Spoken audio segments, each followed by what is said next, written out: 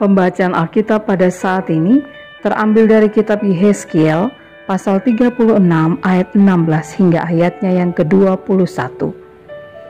Kemudian datanglah firman Tuhan kepadaku, "Hai anak manusia, waktu kaum Israel tinggal di tanah mereka, mereka menajiskannya dengan tingkah laku mereka. Kelakuan mereka sama seperti cemar kain di hadapanku. Maka aku mencurahkan amarahku ke atas mereka karena darah yang dicurahkan mereka di tanah itu. Sedang tanah itu mereka najiskan dengan berhala-berhala mereka. Aku menghamburkan mereka di antara bangsa-bangsa, sehingga mereka berserak-serak di semua negeri. Aku menghakimi mereka selaras dengan tingkah lakunya, di mana saja mereka datang di tengah bangsa-bangsa. Mereka menajiskan namaku yang kudus.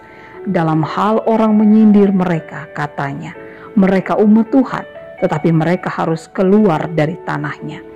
Aku merasa sakit hati karena namaku yang kudus yang dinajiskan oleh kaum Israel di tengah bangsa-bangsa di mana mereka datang." Demikianlah pembacaan Alkitab. Allah menjadi marah.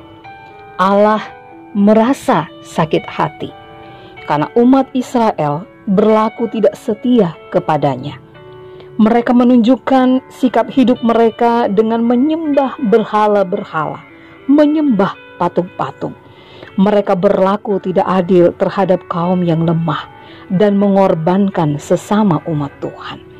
Padahal Allah sangat mengasihi dan menyayangi mereka.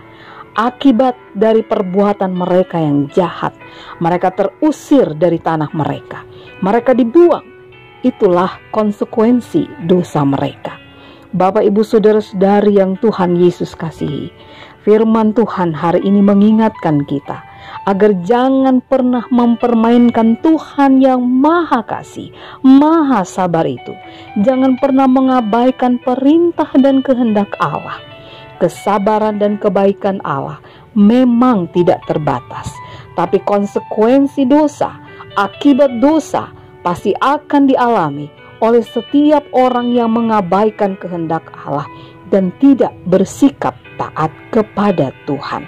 Mengapa? Karena terkadang kesadaran hidup untuk melakukan yang sesuai dengan kehendak Allah seringkali terjadi setelah manusia mengalami penghukuman, mengalami ketidaknyamanan, mengalami penderitaan.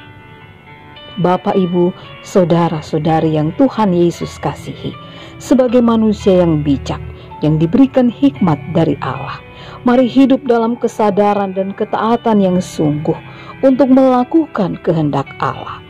Jangan hidup dalam ketaatan setelah dihukum atau mengalami sesuatu hal yang tidak baik karena konsekuensi dosa.